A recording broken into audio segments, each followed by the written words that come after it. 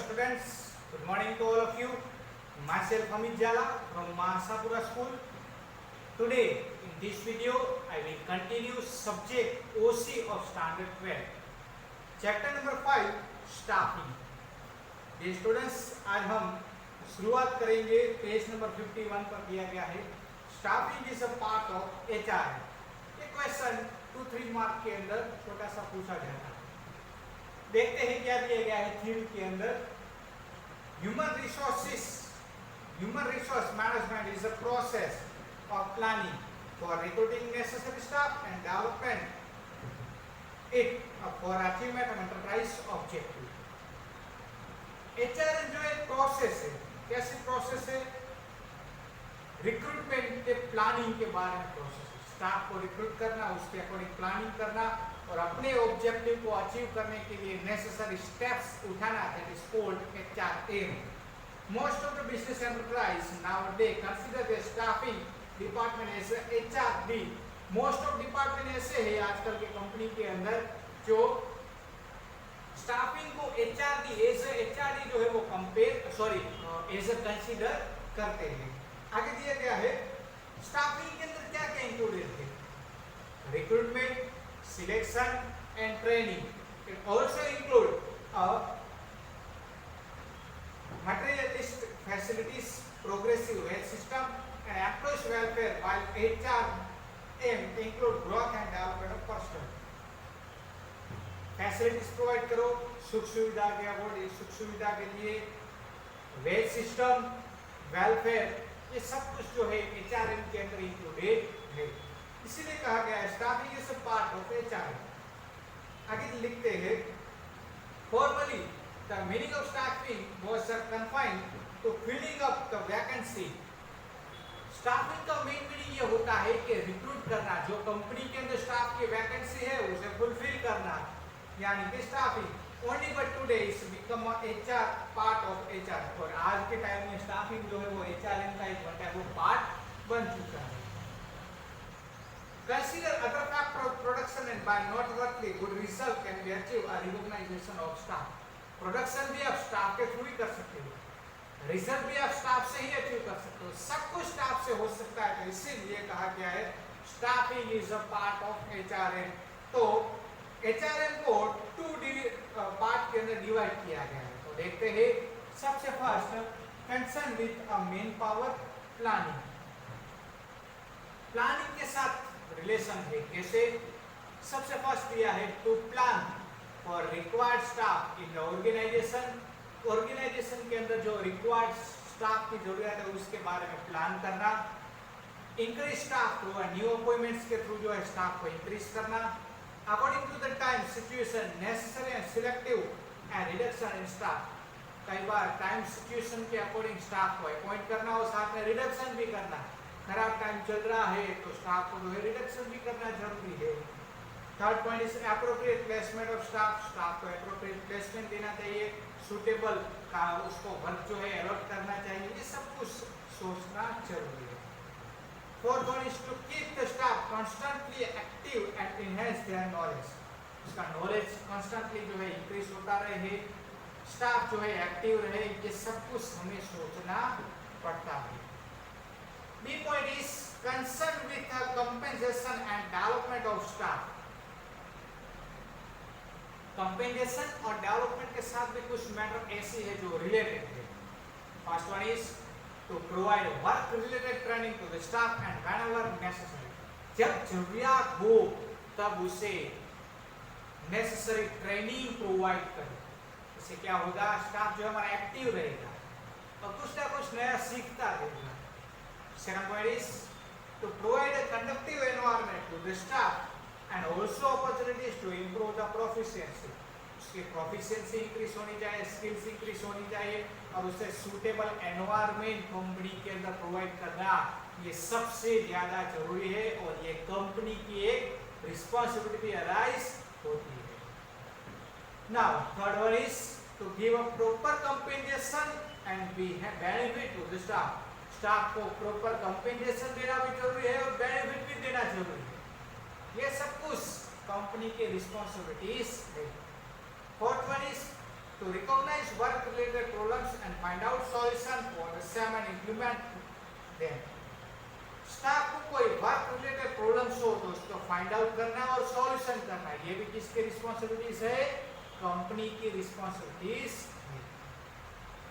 अभी देखते हैं प्रोसेस ऑफ स्टाफिंग के अंदर मीनिंग ऑफ रिक्रूटमेंट। रिक्रूटमेंट यानी कि क्या दिया गया है?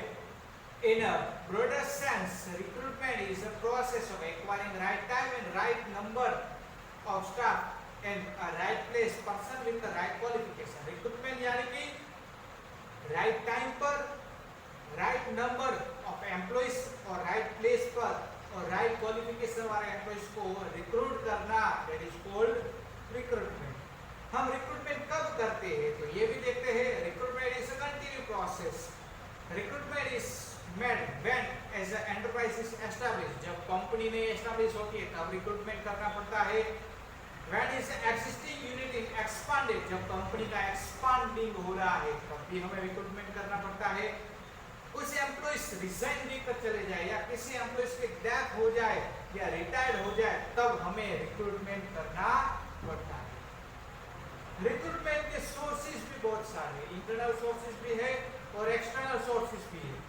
आज इस वीडियो के अंदर हम सिर्फ इंटरनल सोर्सेज देखेंगे कि इंटरनली कंपनी जो है कैसे स्टाफ को रिक्रूट करती है। इंटरनल सोर्सेज के अंदर सबसे फर्स्ट दिया है प्रमोशन, जिसमें दिया गया है, मान लीजिए फॉर एग्जांपल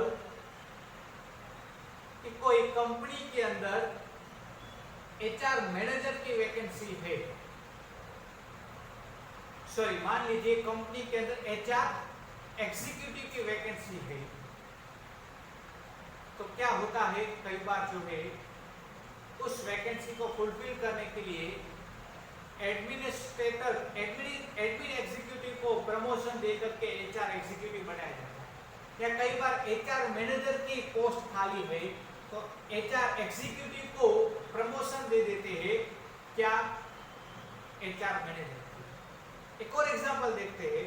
मान लीजिए स्कूल के अंदर प्रिंसिपल की वैकेंसी खाली है, नया प्रिंसिपल नहीं मिल रहा है, तो स्कूल के अंदर जो टीचर है, बेस्ट टीचर है, उसे प्रमोशन दे देना, किसमें? प्रिंसिपल में। तो इससे क्या हो गया? उस वैकेंसी का रिक्रूटमेंट हो गया, फुलफिल हो गया। प्रमोशन के अंदर क्या होता है? पोस्ट भी इंक्रीज होती है, डेजिग्नेशन भी इंक्रीज होता है और साथ में स्किल्स, सैलरी भी इंक्रीज हो जाती है। Whenever any post is vacant or any new position is created, promotion should be given by management on the basis of work of the existing employees. कई बार वैकेंसी होती है तो एम्प्लॉइज को promotion देकर के भी आप उस वैकेंसी को फुलफिल कर सकते हो। कैसे? उसके एबिलिटीज को चेक करके, ऑनेस्टी को चेक करके, स्किल्स, लॉयल्टी एंड क्वालिफिकेशन को चेक करके आप उसे प्रमोशन दे सकते हो।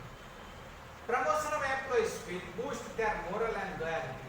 प्रमोशन से आप एम्प्लॉइज के बूस्ट एंड मोरल को जो है आप इंक्रीज कर सकते हो। वो वफादार भी रहेंगे, लॉयल्टीज भी इंक्रीज होगी। प्रमोशन से उसकी सैलरी इंक्रीज होती है, स्टेटस इंक्रीज हो जाएगा और पावर और रिस्पांसिबिलिटीज ये सब इंक्रीज हो जाएगी। Second one is transfer.